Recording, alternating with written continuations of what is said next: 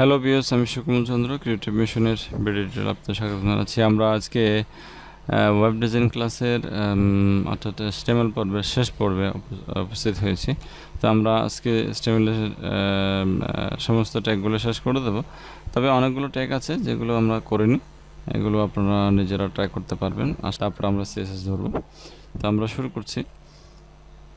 আমরা স্টেমেল ফোল্ডারটা গেলাম, তারপরে এখানে ক্লাস 1 ওয়েব ডিজাইন ওয়েব স্টেমেল একটা আছে, যে ওপেন করলাম।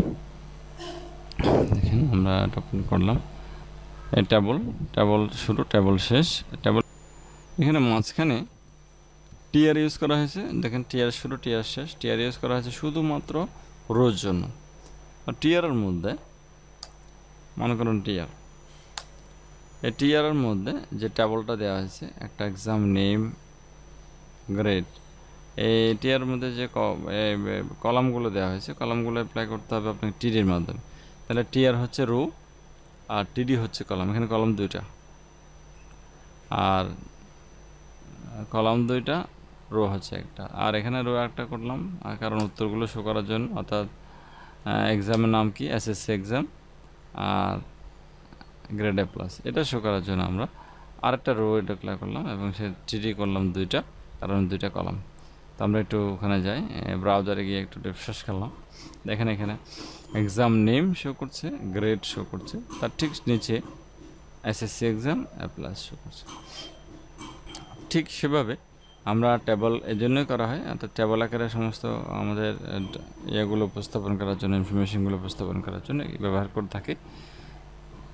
এখন চলি আমরা আরও কি স্মার্টভাবে কি করতে পারি সেটা দেখব। যেমন ধরেন এখানে যে টিআরটা ডিক্লেয়ার করলাম এক্সাম নেম, যেহেতু হেডিং, তো হেডিং হলে একটু বোল্ড হওয়া দরকার। তো আমি বোল্ড বি দেওয়ার চেষ্টা করেছি, কিন্তু বি দিলেও এত বেশি বোল্ড হয়নি। তাহলে সুতরাং যদি আমরা হেডিং হিসেবে ইউজ করতে টি হেড ইউজ করতে পারি, এই টি হেড ইউজ করলাম, স্ল্যাশ টি হেড, টি হেড দিলাম, দেওয়ার পরে রান করে দেখি। একটু দেখেন বোল্ড হয়েছে, এখানে কিছুটা বোল্ড হওয়ার কথা উপরের অংশটা। টি হেড দিলে বা টিএস দিলেও হয়, টি হেড না দিয়ে যদি আপনি টিএস দেন, যেমন আমরা এখানে টিএইচ দিতে পারি, টিডির জায়গায় টিএইচ, টিএইচ, টিএইচ হচ্ছে কিনা একটু দেখিনি। এই যে বোল্ড হয়ে গেছে। আপনি টিএইচ দিলেও হয়, টিএইচ। তাহলে আমরা উপরের কলামগুলোকে টিএস দিয়ে, টিডির জায়গায় টিএস দিয়ে একটা বোল্ড করে নিলাম। অর্থাৎ টিডি মানে কলাম আর টিএস মানেও কলাম, তবে সেক্ষেত্রে টিএস করা হয় হেডিং হিসেবে কাজ করার জন্য। তো আমরা যাচ্ছি এখন পরবর্তী কাজে। আমাদের পাওয়ার পয়েন্ট একটু দেখে নিই, পাওয়ার পয়েন্টের আমাদের সিলেবাসগুলো দেখে। তাহলে এখানে দেখা যাচ্ছে নর্মালি করছে, সেমভাবে আমি যেভাবে করছি সেভাবে করছে। এখানে আরেকটা জিনিস নতুন দেখা যাচ্ছে, যে আপনি দুটি কলামকে একটা কলাম করতে চান, দুটি রোকে একটা রো করতে চান, সেক্ষেত্রে যেটা ইউজ করা হয় কলার স্প্যান। কলামগুলোকে একটা রো করতে গেলে কলার স্প্যান এখানে দেখেন। তারপর আর রোকে করতে গেলে আপনার কি লাগবে দেখেন, রো স্প্যান। এভাবে আপনাকে উল্লেখ করতে হবে। যেমন এখানে দেখেন নেম বিল গেটস, আমরা যেটা দেখতে পাচ্ছি ছবিতে, নেমের নিচে বিল গেটস দেখা যাচ্ছে, টেলিফোন নাম্বার দুইটা দেওয়া আছে। তাহলে টেলিফোনের যে ঘর, এখানে দুটো ঘর হওয়ার কথা ছিল, নিচে দুটো ঘর আছে, সেই অনুযায়ী পুরো দুটো ঘরকে হওয়ার কথা ছিল, দুটো কলামকে একটা কলাম করছে। তো এটা দুটো কলামকে একটা কলাম করার উপায় হচ্ছে কল স্প্যান। তো আমরা এটাকে অ্যাপ্লাই করে দেখতে পারি, কল স্প্যান, রো স্প্যান, যদি কখনো প্রয়োজন হয়। আচ্ছা ঠিক আছে, আমরা দেখে নিচ্ছি। আচ্ছা এখন হ্যাঁ, আমরা এখানে একটা কলাম দিয়ে দিই, টিডি, টিডি শেষ করে দিলাম। তাহলে এখন আমরা যদি করতে চাই, এখানে টিডি দিলাম, সেটা টিএস ছিল, টিএস এর মধ্যে হয় কেন দেখিনি।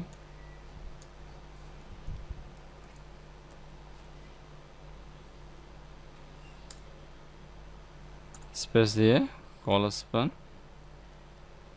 ইকুয়াল টু 2, দুটা কলামকে আমরা একটা কলাম পর্যন্ত করলাম।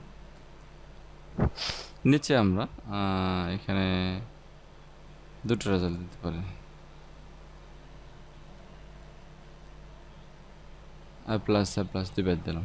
তাহলে এখানে আমরা কলস্পান গ্রেড 2 দিলাম। তাহলে এখানে আমরা দেওয়ার পরে একটু ওখানে গিয়ে রিফ্রেশ করে দেখি, এখানে দেখেন এ প্লাস দুবার আসছে একই কলামের মধ্যে, ঠিক আছে। আটটা বেশি হয়ে গেছে, একটু ফেলে দিই। তাহলে এখানে দেখা যাচ্ছে কি যে উপরে কিন্তু গ্রেড একটাই কলাম কিন্তু নিচে দুটো কলাম দেখাচ্ছে, এই বরাবর দুটো কলাম দেখাচ্ছে। কিন্তু যদি আমি রো স্প্যান না দিতাম তাহলে কিন্তু একটা প্রবলেম দেখা দিত যে না মিলছে না, পুরোটার সাথে মিলছে না।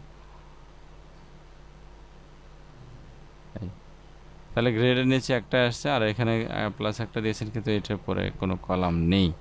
এটা আমরা কম্পিউটার বলছে যে টেবল বলছে এখানে কলাম দেয়নি। তো যখনই আমরা কলস্পান 2 দিলাম সাথে সাথে কি হলো যে মোটামুটি ওই দুইটা কলাম একটা কলামের আন্ডারে চলে গেল।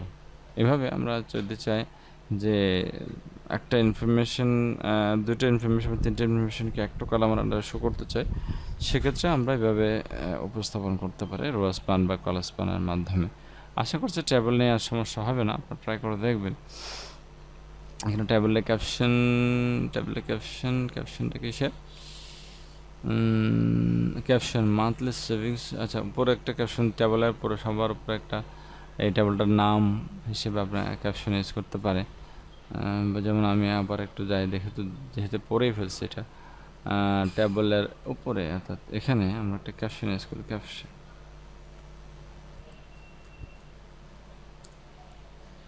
দিলাম।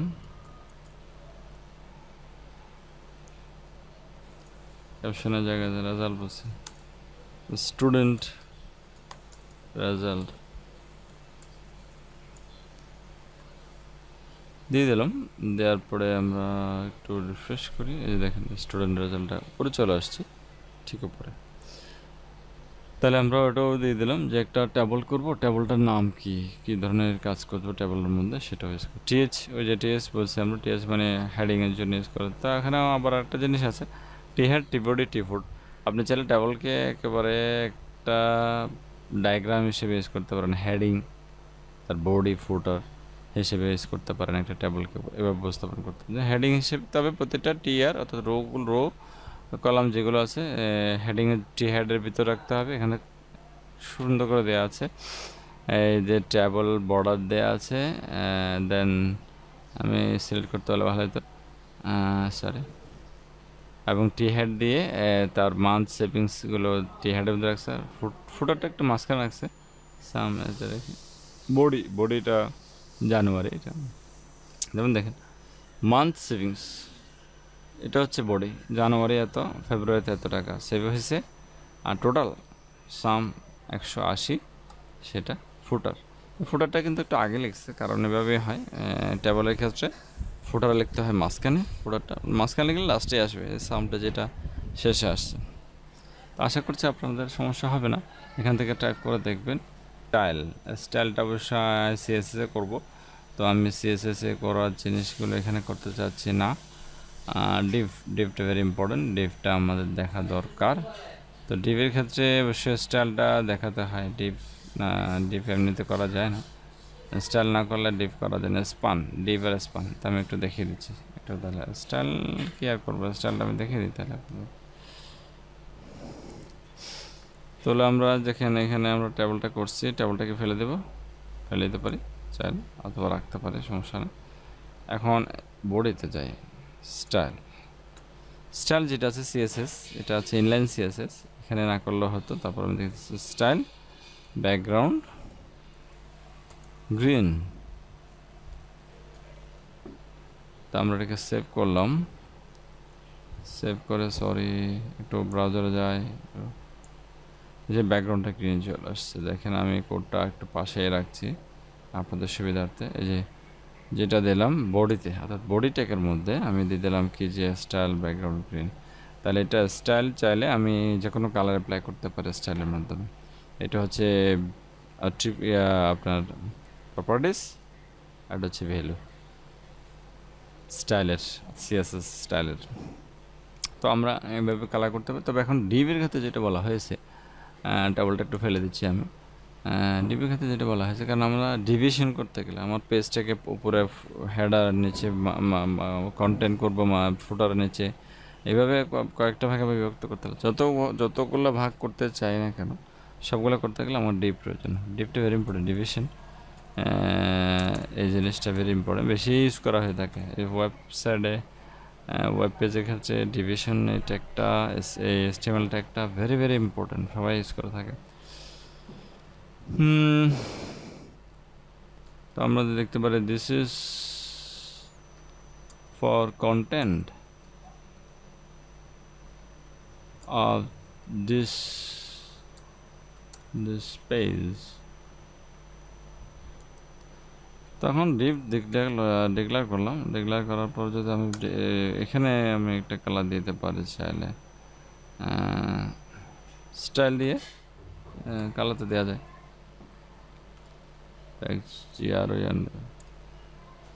ব্যাকগ্রাউন্ড গ্রিন, কী দেওয়া যায়, ব্লু দিয়ে আমরা একটা রিফ্রেশ করি। এখানে রিফ্রেশ করলাম, আসছে না? আসছে। এটা সুবিধা হচ্ছে কি, আমরা স্টাইল ব্লু দিয়েছি, স্টাইলে কিন্তু আমরা হাইট দিতে পারি,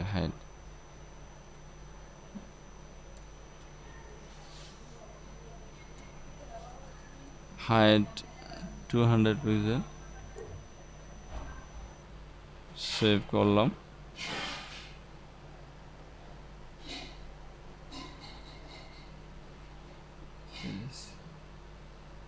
টিটা পরে নাই, সরি, বানান ভুল হলে সমস্যা। আসলে আমাদের এই 200 পিক্সেল দেখেন, ইউজুয়ালি দেখা যাচ্ছে হাইট 200 পিক্সেল। আমি চাইলে এটা বড় করে দিতে পারি, ছোটো করে ইউজ করছি। দেখেন তাহলে হাইট 200 পিক্সেল আসছে। এরকম ডিপের ক্ষেত্রে আমরা এটাকে ডিভিশন করলাম, এরপর আরও ডিভিশন নিলাম, এরপর আরও ডিভিশন অনেকগুলো নেওয়া যাবে। চাইলে এটাকে ছোটো করা যাবে, মানে উইডটা কমিয়ে দেওয়া যাবে, উইড মনে করেন 70% দিলেও হয়, পার্সেন্ট সে পেজ অনুযায়ী নিয়ে নেবে। বুঝছেন, এই পেজের 70% ডিপটা নিয়েছে। আমি চাইলে এখানেও আর একটা ডিপ নিতে পারবো, 70% 30% ডিপটা এখানে নিতে পারবো। সেক্ষেত্রে সিএসএসের ব্যবহার ভেরি ইম্পর্টেন্ট। তো এরকমভাবে ডেভিয়েশন ভেরি ইম্পর্টেন্ট, কারণ ডেভিয়েশনের মাধ্যমে আমরা ভাগ করে প্রতিটা পেজকে বিভিন্ন অংশে ভাগ করে আমাদের প্রোডাক্টগুলোকে, আমাদের ইনফরমেশনগুলোকে উপস্থাপন করতে পারবো। তো আশা করছি খুব কাজে আসবে এই ক্লাসটা, very important. Div tag, span ট্যাগও সেম ডিপের মতোই একটা অ্যাপ্লাই করে দেখবেন। আমি সিএসএস যেহেতু লিখছি বেশি, সিএসএসে গিয়ে অ্যাপ্লাই করবো, আর লিখছি না। তো এইভাবে আমরা আপাতত শেষ করি। ক্লাস যে অ্যাট্রিবিউট যেগুলো দেখা যাচ্ছে, ক্লাসগুলো আমরা সিএসএস অ্যাপ্লাই করবো, কারণ সিএসএসের ক্ষেত্রে আইডি এবং ক্লাস ভেরি ইম্পর্টেন্ট। আপাতত যোগী থাক, ভালো থাকবেন সবাই। সিএসএস অ্যাপ্লাই করা পর্যন্ত, সিএসএস শুরু করা পর্যন্ত আমার সাথে থাকবেন।